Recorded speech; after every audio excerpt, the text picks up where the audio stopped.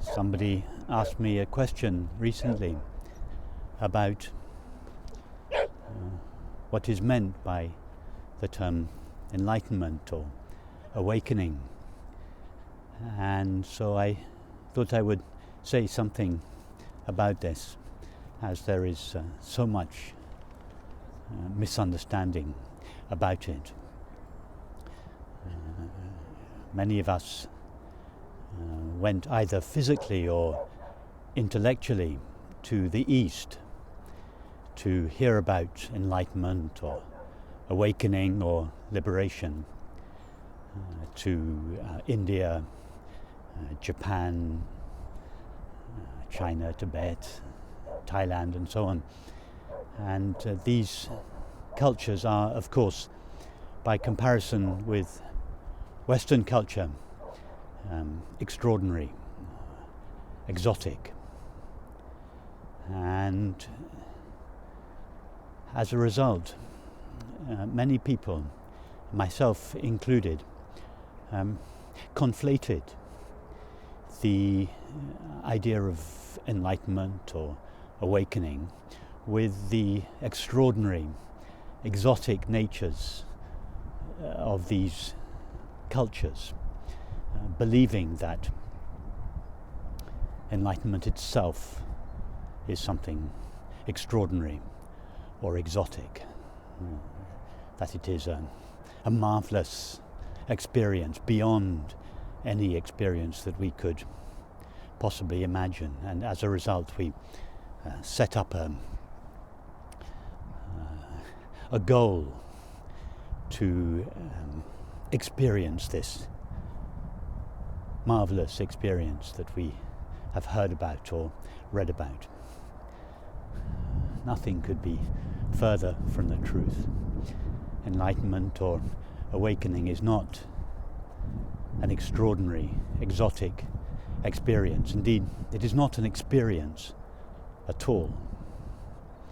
It is simply the recognition of the nature of our being, which underlies and indeed pervades all experience, irrespective of its content. And it is for this reason that I sometimes refer to this approach as a way of recognition. Recognition meaning, of course, to know again something that we have always known, but have overlooked or ignored or forgotten. So, what is it that we have overlooked or ignored? It is simply our being, our essential self. Why have we ignored it or overlooked it? Simply because we have become fascinated with the content of our experience. Thoughts, images, feelings, sensations, perceptions, activities, relationships, and so on. These have occupied our attention so exclusively that we have forgotten or overlooked the simple fact of being, which lies, so to speak, behind or underneath the content of our experience. What is referred to as enlightenment or awakening is simply the recognition of the essential nature of our being. The essential nature of anything is that aspect of that thing that cannot be removed from it or separated from it. When everything that can be removed from ourself is removed, then what remains is what we essentially are. Thoughts, images, feelings, sensations, perceptions, activities, relationships, all of these appear to us, exist, and sooner or later vanish. But there is one aspect of ourself that never arises, never evolves, never vanishes, and that is the simple fact of being, or being aware. So this way of recognition is an approach in which we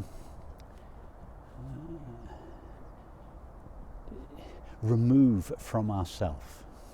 I don't mean we literally remove. We do this in our imagination. We go deeply into ourself, discarding, not rejecting, but discarding, letting go of anything that is not essential to us. Thoughts, images, feelings, sensations, perceptions, and so on. In this way, tracing our way back to our essential, irreducible self or being. It's a bit like getting undressed at night. When we go to bed at night, we take off all our clothes until our naked body stands revealed. We do not suddenly become our naked body. Our naked body is simply revealed underneath all the layers of clothing in which it was wrapped or shrouded during the day. Well, the way of recognition proceeds in a similar way. We undress, so to speak.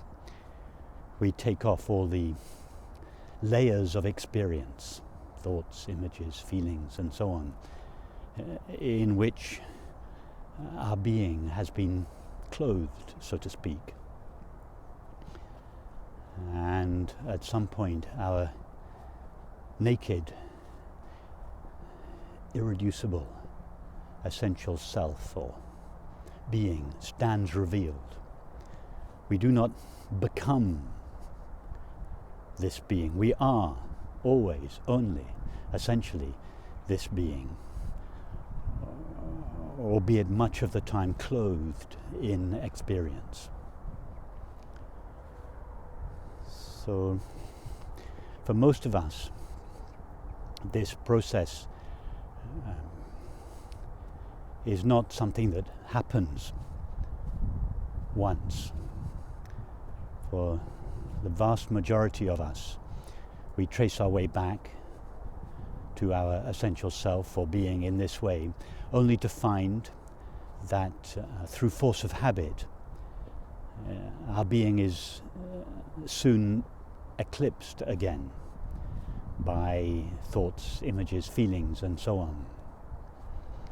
In fact, our essential being is never really eclipsed any more than a screen is eclipsed when a movie appears on it.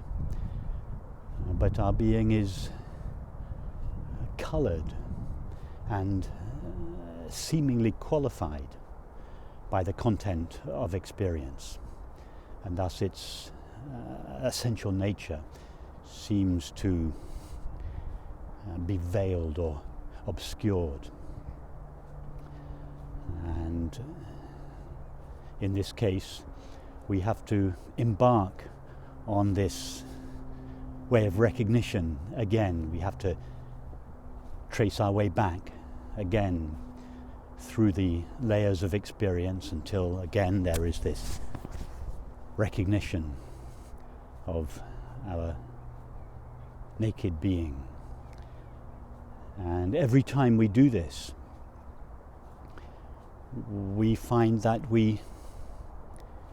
that the power that our objective experience has to take us away from ourself or our being is diminished. And in this way, we begin to find ourselves not just briefly glimpsing or tasting our being, but we begin to be established in that, as that.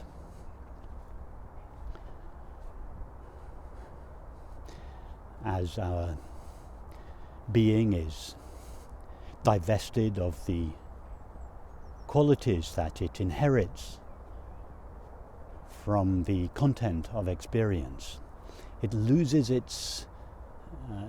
the agitation that characterizes our thoughts, and as such it is experienced as peace. It loses the sense of lack that characterizes our afflictive emotions, and as such it is the experience we know as happiness. In other words, peace and quiet joy are the very nature of our being.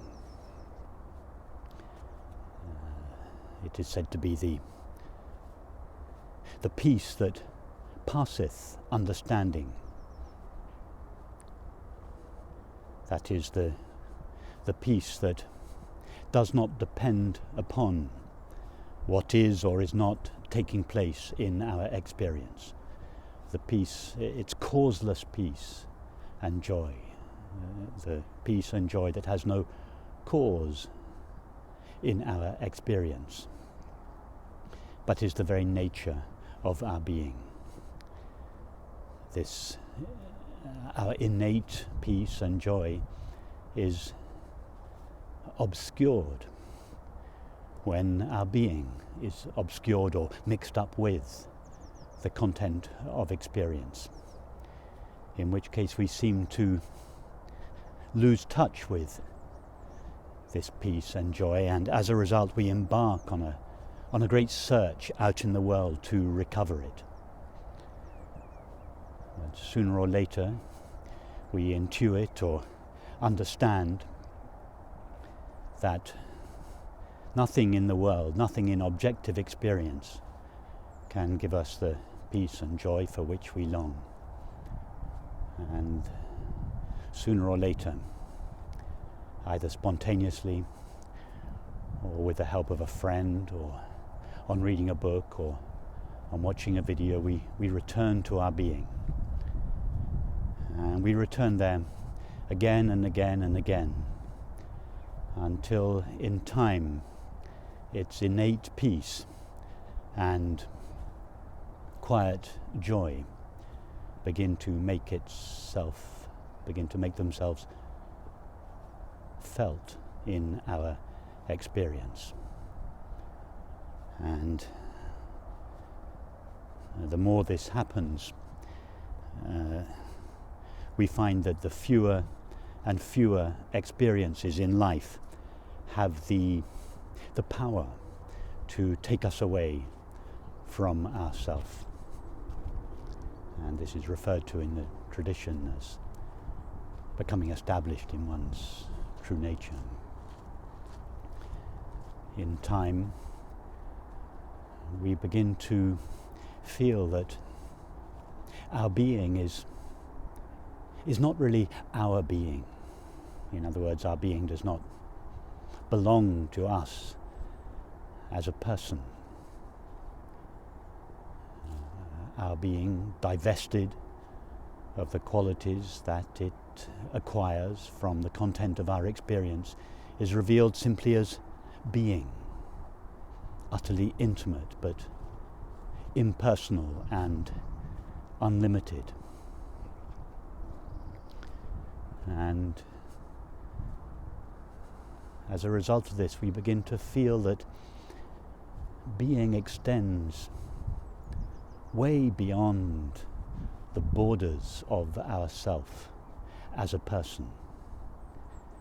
That being is the essence of ourself, but is the essence of everything. It is that from which we derive our sense of ourself. It is also that being from which everyone and everything derives its apparent individuality or its apparent existence. In other words, we begin to intuit and feel that what we essentially are on the inside is the same reality, the same being that all people, all animals, and all things essentially are. And this recognition is, of course, the experience to which we refer in relation to people and animals as love, and in relation to objects and nature as beauty. So, in a couple of weeks' time, or in the near future, I'm doing an online weekend on the way of recognition, in which we will explore numerous pathways back to our essential self, and also pathways where we return again to the content of our experience, in particular the way we feel the body and perceive the world, and in this way not only recognize the nature of our being, but increasingly feel that we share our being with everyone and everything.